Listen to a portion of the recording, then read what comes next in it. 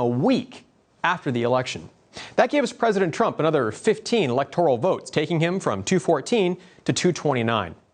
Now, to listen to the mainstream media, that still leaves President Trump well below the necessary 270 votes. Or does it? Here's the map according to AP and all the rest of the Democrat corporate media shills. Biden appears to safely control Arizona, Nevada, Pennsylvania, Michigan, and Wisconsin, with Georgia apparently tipping in his favor. All that gives Biden 290 electoral votes, a comfortable 61-point lead over Trump's 229 if we include North Carolina.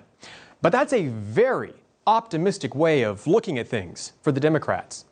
The fact of the matter is these states are still highly contested, despite what you're hearing in the news.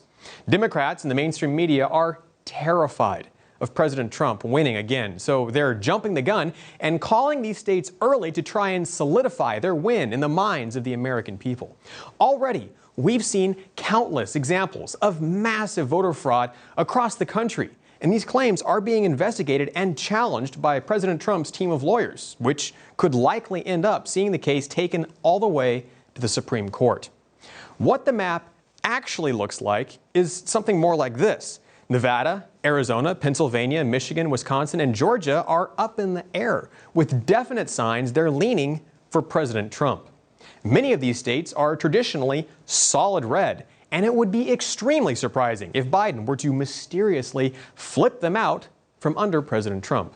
So now that takes Biden from 290 electoral votes back down to 227, less than President Trump's 229.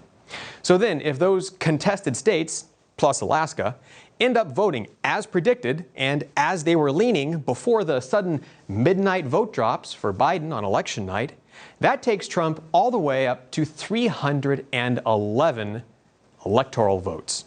Suddenly, Trump's re-election doesn't seem so far-fetched after all. You have to remember, Democrats are dismissing claims that these states are contested. In their eyes, it's over, done, finished. You're not supposed to question the outcome when their guy wins. It's just a fact. But the problem is, it's not a fact, not even close. And with so many clear and irrefutable examples of voting fraud across the country, especially in battleground states like Pennsylvania, it's essential that the American people know without a shadow of a doubt that their election was fair and impartial and free from vote tampering. Until all the ballots are counted, all the legal ballots anyway, this election isn't over, no matter what the Democrats and the mainstream media want you to believe. For One America News, I'm Pearson Sharp.